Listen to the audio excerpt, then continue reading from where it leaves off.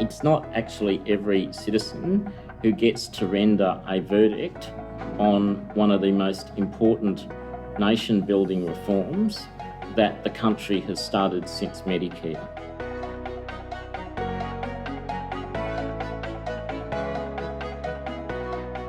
The NDIS is a new way of providing disability supports for all Australians across the country. We're in our trial phase at the moment, but from 1 July 2016, we'll start to roll out across the country. So People with Disability Australia approached the National Disability Insurance Agency with the idea of a completely innovative way to get feedback on the NDIS. And we said what we could do is have a citizens jury, which is a process that involves ordinary taxpayers on the ground who are funding the NDIS, hearing from participants who were also randomly selected and asking them what they're actually experiencing from the scheme. We will hear directly from participants, find out what is actually there to celebrate, what is not stepping up and what needs to be done differently.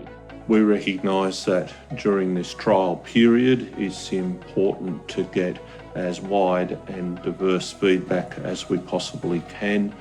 We recognise there's an enormous amount of interest from people with disability on the performance of the scheme, and to have an opportunity to have input into its development. The proposal from People with Disabilities Australia to do this by way of a citizens jury was one that we thought provided another and different perspective, so we welcomed that. A citizens jury is a way of engaging citizens in decision making, and it came about back in the 1970s, and as a way to engage people differently. It's similar to a criminal jury in that we have witnesses giving evidence, and their job is to actually make a determination, to deliberate, to give advice, in this case to give a scorecard or a report on the NDIS. We wanted to actually take the initiative and use random selection to get witnesses, to find them randomly and to invite them to come and share their story. So that's actually a unique feature of the citizens' juries. 16 randomly selected people with disability who are current participants of the NDIS across 6 NDIS trial sites were asked to interact as participant witnesses and to share their personal NDIS story directly with the jury. 6 advocate witnesses were also recruited and charged with the role of gathering feedback on the NDIS. Using key questions and a random sample of NDIS participants, the advocate witnesses interviewed 45 individuals and held 3 focus groups with people with intellectual disability across the 6 NDIS trial sites. They collated this feedback, providing it as evidence to the jury.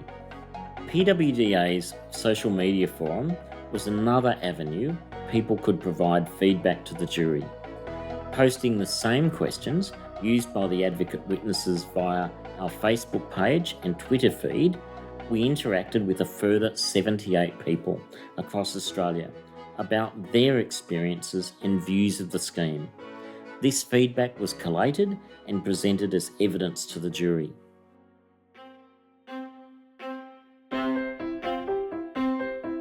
So this particular charge has 8 themes for the participants to address. So the jury needs to consider 8 themes.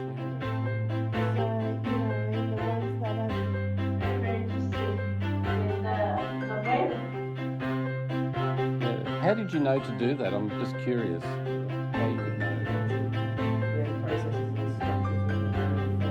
Participants with any, if you're going to have this kind of relationship, it's important that you can deliver. The point of my we want to have structure.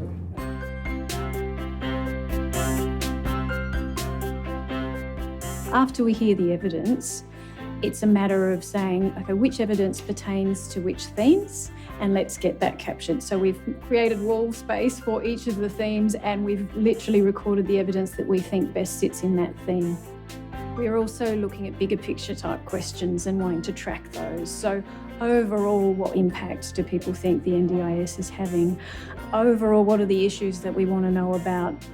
As well as sort of looking at, how are people feeling about things, reflections on the day before. So we give the jury an opportunity to hear some evidence and then some processing time and some capturing of that evidence, so that by the time they get to the end of the hearing, they haven't lost some of that key evidence that they heard earlier on. As the days move forward, we start to build an inventory of all the really important evidence, and people are already starting to form some recommendations in their heads and, bashing things around. But on the final day of deliberation, it's like a flurry of activity of bringing together all those thoughts and really expressing them and checking with each other and starting to find where there's points of contention amongst the jury as well. So we try to get a good balance of content, evidence provided and time to deliberate, and we try and match that time as best we can.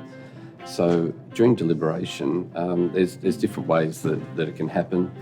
We sometimes help to facilitate that conversation, but as they settle into their deliberations, we kind of leave them to it. So there's various methods for doing it. On this occasion, people are writing down the key messages and they're putting it up against various questions that they're meant to answer.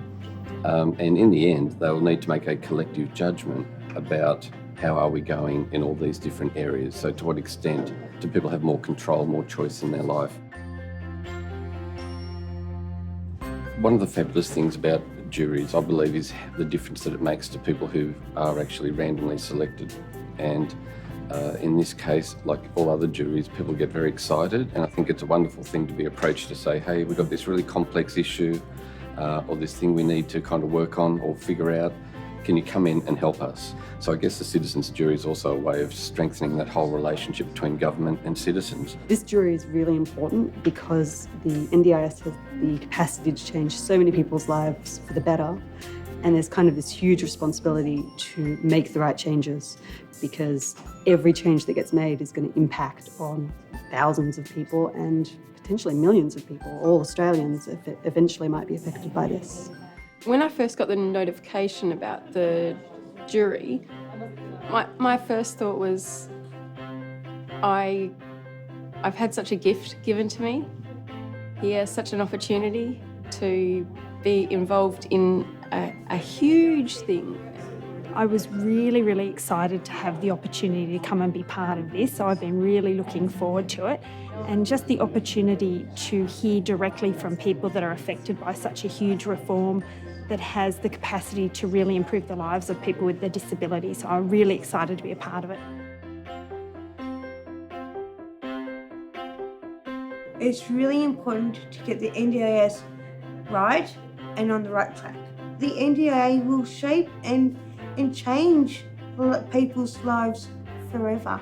And it's not people with disability, not just people with disabilities, it's their families, it's their carers that are in organisations and organisations too. It's everyone. We felt really important to be part of giving back some information about the NDIS, didn't we, Brianna? And about your story and your life story and how big a change it's going to make for Bree. I didn't actually understand until I began this today. They're actually not looking to validate the ideas they already have. They're looking for us a random, fresh perspective that we might stumble across.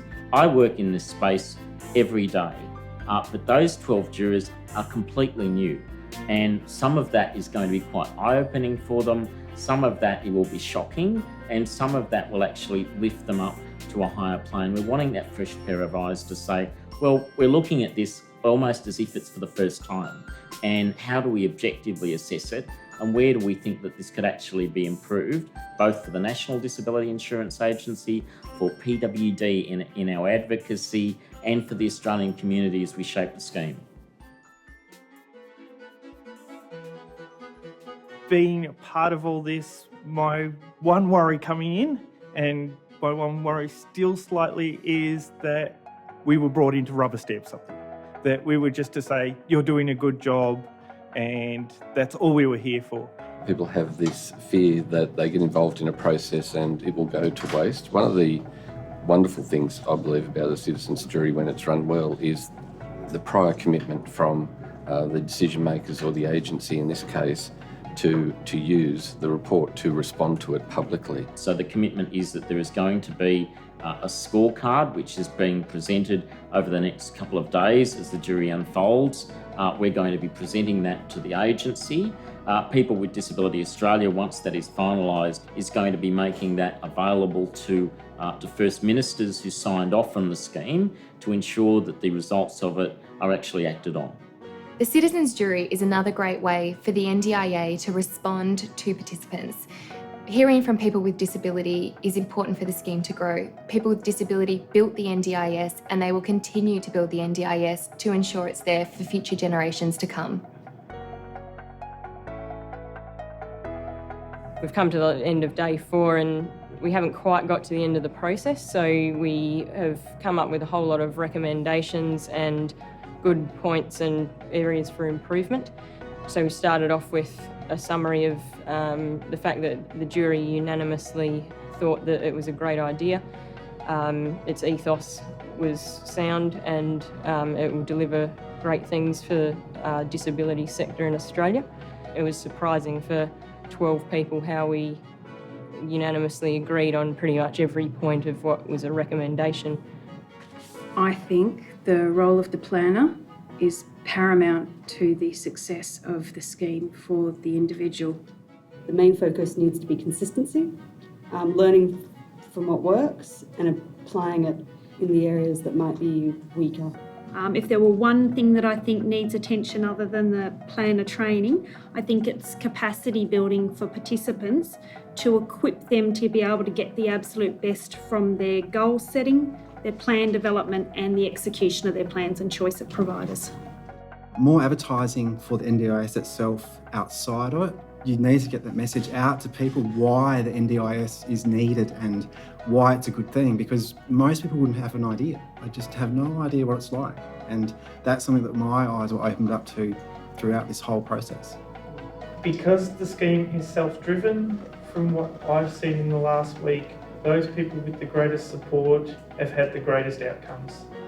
And my worry is that those people without that support won't have the same outcomes, and that's just my fear for the system. I'd like to leave you with a little philosophical point.